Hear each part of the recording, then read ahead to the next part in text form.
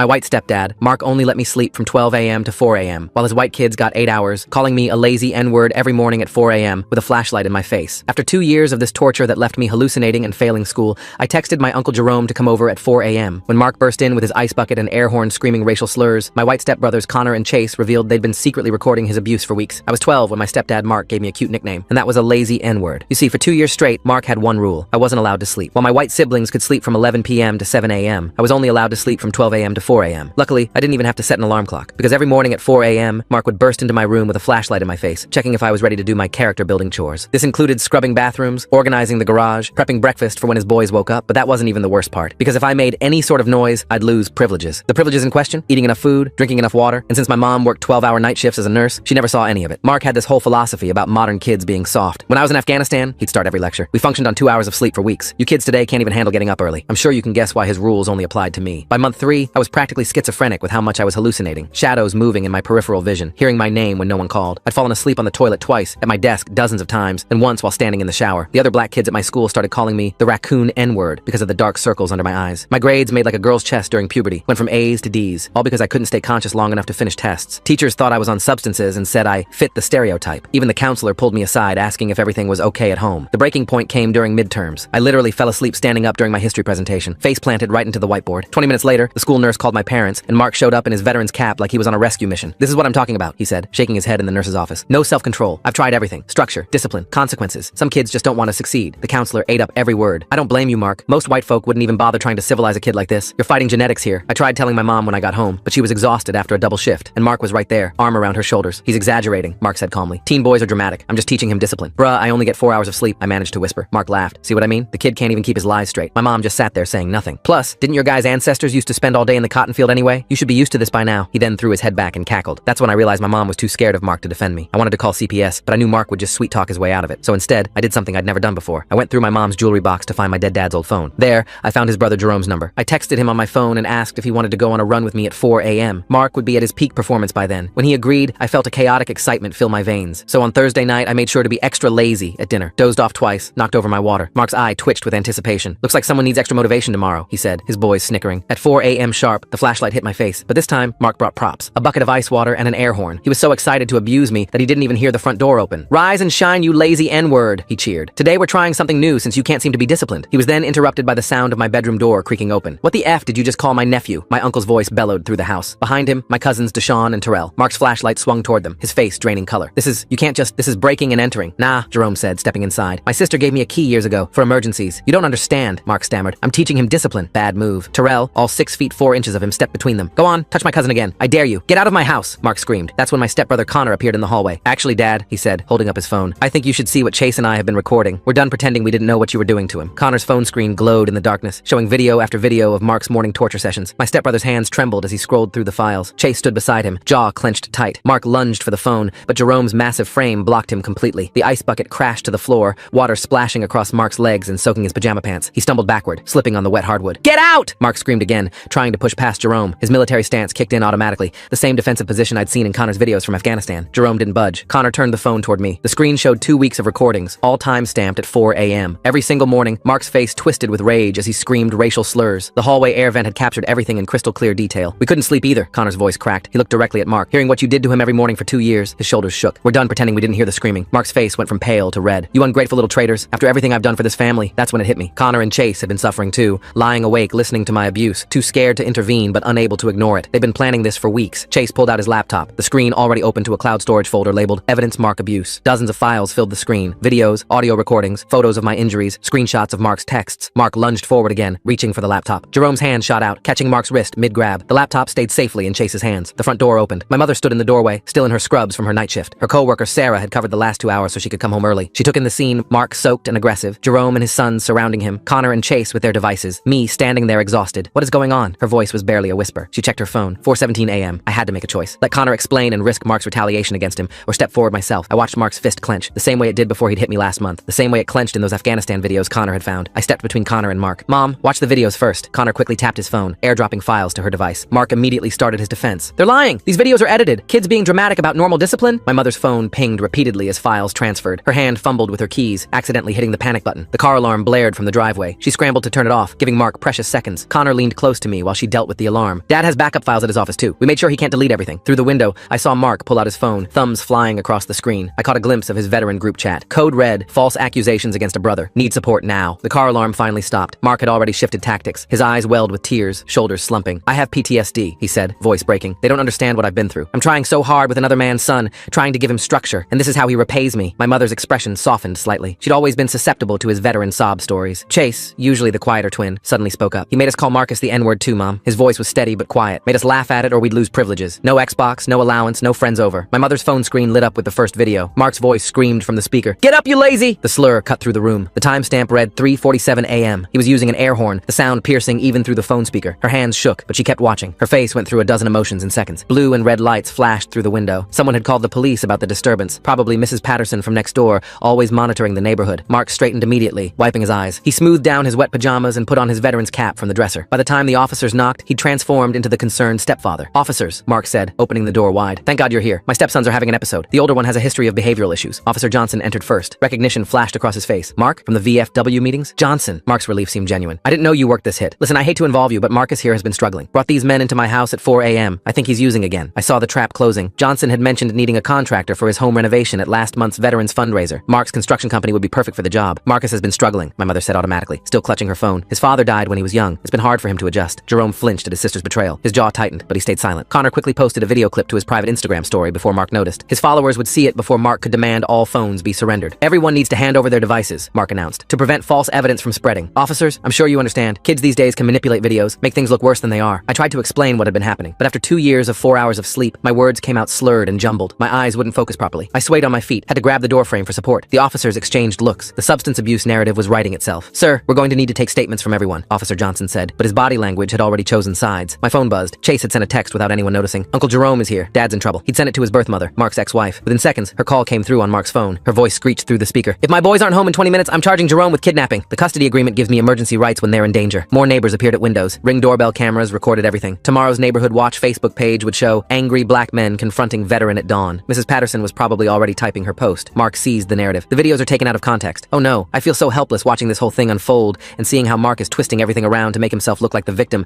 when these poor kids have been collecting evidence of his abuse for weeks. We have an agreed upon wake-up schedule for Marcus's ADHD management. The timestamp only shows the time, not the date. This could be from one bad morning months ago. My mother's best friend Catherine pulled up outside. She owned the restaurant Mark's company was renovating. She took one look at the police cars and stayed in her vehicle, clearly choosing neutrality. If we prove the 4 a.m. wake-ups, Officer Johnson said, it shows Marcus snuck his uncle into the house. That's premeditation. Makes this whole thing look like a planned ambush. Jerome's excitement from earlier had been caught on the Ring camera. His celebration of, we got him, would look like aggression toward a veteran. Connor locked eyes with me across the room. Despite everything closing in around us, his expression stayed calm. Whatever happens, he said clearly, we have everything backed up in places he'll never find. Mark's phone buzzed constantly now. His veteran support network was mobilizing. I recognized some of the names from his stories. They'd believe whatever version he told them. The room felt smaller with each passing second. My exhaustion made everything feel surreal, like I was watching someone else's life fall apart. 2 years of sleep deprivation had prepared me for this moment in the worst possible way. I looked credible as a troubled teen, while Mark appeared as the concerned stepfather trying his best with a difficult situation. But Connor and Chase stood firm. They'd chosen their side, and it wasn't their father's. Whatever happened next, we had evidence. We had truth. The question was whether anyone would believe it. Within 48 hours, Mark had joined Officer Johnson's veteran support group. I learned this from Connor, who overheard his father practicing his speech in the bathroom. Mark stood in front of the mirror, perfecting his broken voice as he rehearsed how his troubled stepson had orchestrated an attack on him. The worst part came when Connor heard Mark misquote my dead father's favorite saying about perseverance, twisting it into something about discipline and respect. Connor reported this to me during our supervised phone call. The court had granted temporary restrictions on all communication between household members pending investigation. Mark had convinced the judge that unsupervised contact could lead to witness tampering. Connor risked punishment just to warn me that Mark had already told Mom that if the twins testified against him, she'd never see them again. Their birth mother had full custody rights if Mark deemed the home unsafe. I spent hours searching through my old text messages, trying to build a timeline of the abuse. Instead, I found something that made my stomach drop. Before Mark's rules started, I'd sent jokes to friends about staying up gaming until 4 a.m. anyway. One message even said I only needed 4 hours of sleep to function. Mark's lawyer would paint me as a gaming addict who blamed his stepfather for self-imposed exhaustion. Chase had started telling the school counselor his own version of events. Without realizing it, he parroted Mark's programming perfectly. He described how I complained about everything, even when his dad tried to be nice. The counselor documented every word, creating an official record of my supposed ingratitude. The Ring doorbell footage from our neighbor's house became evidence against me. The camera had captured me stumbling to the mailbox at 4:15 a.m. during my morning chores, looking completely disoriented. Mark claimed this proved my sleepwalking issues, suggesting I'd imagined the forced wake-ups during episodes. The timestamp matched my chore schedule perfectly, but without context, I looked like a troubled teen wandering the neighborhood at night. The emergency custody hearing treated Connor's videos as a parental alienation attempt. Since Connor still lived with Mark, the judge questioned how he could gather evidence if he was truly afraid. The prosecutor suggested Connor had been manipulated by me to turn against his father. They painted a picture of a bitter stepson poisoning the relationship between a father and his biological children. Late one night, night at Jerome's apartment, I remembered the router password from Mark's forced 4 a.m. computer basics lessons. He'd made me memorize network configurations as part of my technical education. I logged in remotely and downloaded the browsing history before Mark could delete it. Hidden in the cache were his Google searches, sleep deprivation interrogation techniques, military compliance training, psychological breaking points. He'd researched exactly how to break me without leaving physical evidence. Connor posted a cryptic Instagram story before Mark confiscated his phone. The image showed a dark room with text reading that foster care would be better than this. His followers screenshotted it before deletion, but Mark's lawyer spun it as teenage dramatics. They suggested Connor was seeking attention through social media rather than genuinely crying for help. My mother's therapist was called to testify about my adjustment issues with the blended family. The confidentiality waiver for minor welfare meant every session where Mom had vented about my behavior became evidence. The therapist's notes painted me as resistant to Mark's authority, struggling with my father's death, and acting out against a step-parent who was trying his best. I attempted to gather more evidence by recording Mark at his favorite restaurant. I sat 2 tables away, phone hidden behind a menu. But Mark had developed a sixth sense for surveillance. He spotted the phone and loudly announced to the dining room that I was recording him again, that he couldn't even eat in peace without his stepson's harassment. The owner asked me to leave while other diners shook their heads at the troubled teen stalking his poor stepfather. School pickup became another battlefield. Mark had removed me from the authorized guardian list, leaving me stranded after basketball practice. I waited 3 hours before Jerome could leave work to get me. The school resource officer documented the incident as parental concern about my associations, noting that Mark worried about gang influences from my uncle's side of the family. Jerome's boss received an anonymous complaint about an employee whose custody drama was affecting workplace productivity. The letter detailed how Jerome's involvement in family court was causing disruptions. Jerome got written up and warned that another incident would mean termination. He had 3 kids of his own to feed, and Mark knew exactly where to apply pressure. Small violations of territory began appearing everywhere. Mark now drank from my father's favorite mug, the one with the faded Marines logo that Mom had kept separate for years. He'd moved his clothes to my father's side of the closet, his cologne mixed with the lingering scent on my dad's old pillow. Each change was too small to document but felt like deliberate erasure. Mark offered a deal through his lawyer. If I publicly apologized for lying and agreed to attend a therapeutic military school, he'd forgive everything. The school specialized in troubled teens who needed structure and discipline. Their website featured testimonials from reformed young men who credited the program with saving their lives. The subtext was clear: admit I was lying or disappear into a system designed to break rebellious spirits. I refused. Within hours, Mark's Facebook post about choosing hatred over healing family went viral in our community. He'd crafted the perfect narrative of a stepfather trying everything to connect with a bitter stepson who preferred destroying the family over accepting discipline. The comments filled with support for Mark and condemnation for ungrateful children who didn't appreciate good men stepping up. Connor's recordings revealed something I hadn't noticed in my exhaustion. Reviewing the files with Jerome's girlfriend, who worked as a nurse, we could see my physical deterioration over months. My speech patterns changed, my motor functions declined, my reaction times slowed. Connor had documented not just abuse, but the systematic destruction of my cognitive abilities. We discovered Mom had been keeping her own records, hidden in her work notebook, using medical abbreviations Mark couldn't understand. She documented my symptoms for 2 years: chronic fatigue, micro-sleep episodes, cognitive impairment, emotional dysregulation. She'd known exactly what was happening and created a medical record to protect herself legally while doing nothing to stop it. The evidence should have been damning, but context mattered. One video showed Mark attempting to connect with me through tough love before the sleep deprivation began. He tried teaching me woodworking, sharing military stories, including me in family activities. His lawyer would argue that extreme measures only came after normal parenting failed with a difficult child. Jerome faced an impossible choice when a second complaint arrived at his workplace. His supervisor made it clear one more incident meant termination. He had his own children to consider, child support to pay, rent to maintain. I watched him wrestle with the decision before he chose his job, but his girlfriend quietly funneled money to a lawyer through her account, keeping Jerome's support hidden from Mark's surveillance. I found myself adopting Mark's tactics without meaning to. During a supervised visit, I told Chase that his father never wanted him, only used the twins to hurt me. I watched Chase's face crumble and immediately hated myself. Mark had taught me how to weaponize words, and I'd learned the lesson too well. A chance encounter at the grocery store revealed more history. Connor's birth mother pretended not to recognize me until Mark left to check prices in another aisle. She quickly whispered about Mark's controlling behavior during their marriage, the financial manipulation, the isolation from family. She documented everything but lost custody anyway, when Mark's lawyer portrayed her as unstable. She slipped me a flash drive before Mark returned, evidence from their divorce that showed patterns. Court-ordered discovery revealed Mark's previous CPS investigation from his first marriage. The case had closed without action, but the reports showed familiar patterns. Early morning wake-ups for the older child, military-style discipline, complaints dismissed as cultural differences in parenting styles. The investigator had noted concerns, but found insufficient evidence for intervention. Mark's veteran friends rallied to his defense. They organized a mediation meeting, presenting it as neutral intervention,